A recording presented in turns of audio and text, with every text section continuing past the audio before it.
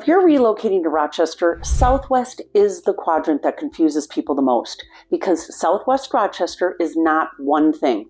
Some parts feel historic and walkable, some parts feel established and modest, and some parts feel brand new and very high end. And when people say, we want Southwest, my first thought is always, which Southwest? Because depending on where you land, you can get one of the shortest commutes in town, or you can end up with a commute that suddenly feels farther than you expected. I'm Kelly Domaille with Domaille Real Estate, and we help people like you relocate to Rochester every single week. And Southwest is one of the areas where buyers either feel like they really nailed it, or they realize later that they chose a label instead of a lifestyle. So let's break Southwest into 3 buckets so this is actually useful.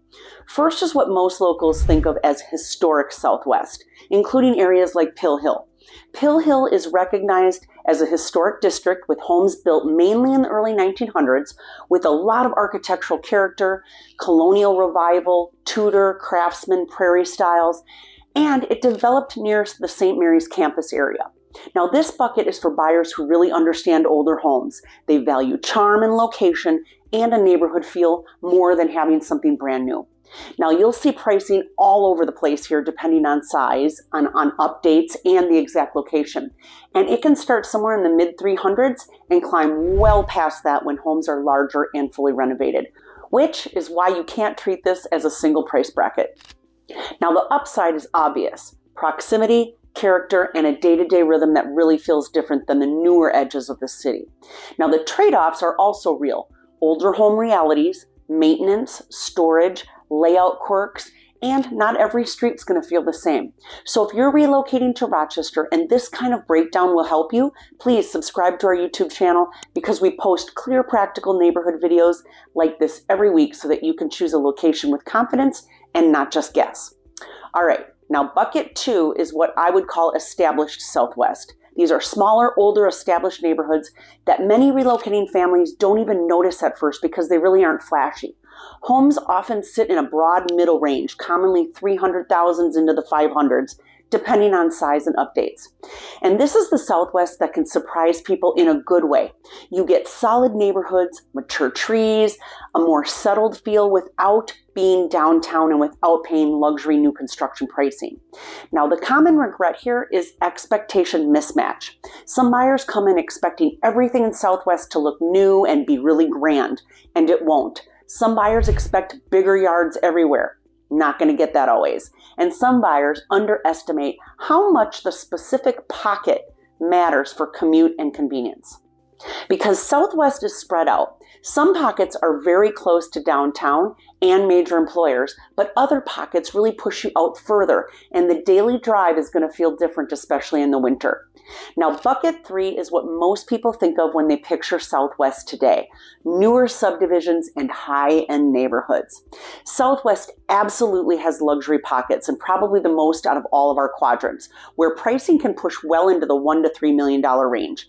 And I would say top end of Rochester home sale prices are somewhere in the Southwest.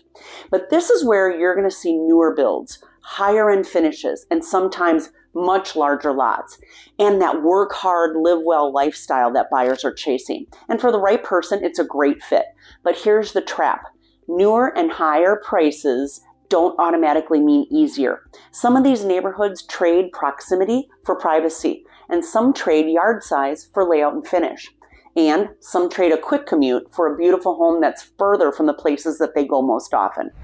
Now, before we go further, quick reminder: if you're relocating to Rochester, you can scan the QR code on your screen and download our free Rochester Relocation Starter Kit. It's going to help you compare areas the right way: commute reality, neighborhood feel, home age trade-offs, and what matters in winter, so you don't have to learn it after you move.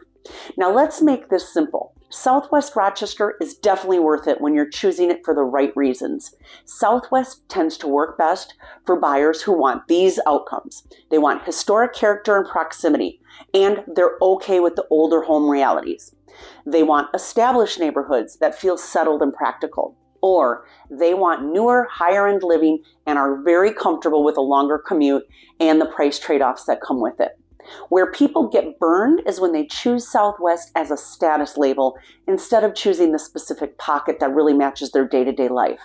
So who thrives in Southwest? People who get clear on what they value: proximity, charm, stability, or newer luxury, and they pick the pocket that matches that. Who struggles? Well, the buyers who assume that all of Southwest is the same.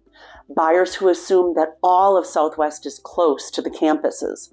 And buyers who assume all of Southwest is new. Or buyers who just don't think through winter driving and daily routines until after closing. So here's the takeaway. Southwest Rochester isn't one neighborhood. It's a mix of many lifestyles. And if you pick the right bucket and the right pocket inside the bucket, Southwest can be one of the best long-term decisions that you can make here. But if you pick it because it sounded like the best area, or you were told that you need to live in Southwest, you can end up in a beautiful house that really doesn't fit your real life. I'm Kelly Domaille with Domaille Real Estate. We live here, we work here, and we help people just like you relocate with clarity so that location supports your life, not just your listing photos. Thanks for watching, and I'll see you in the next video.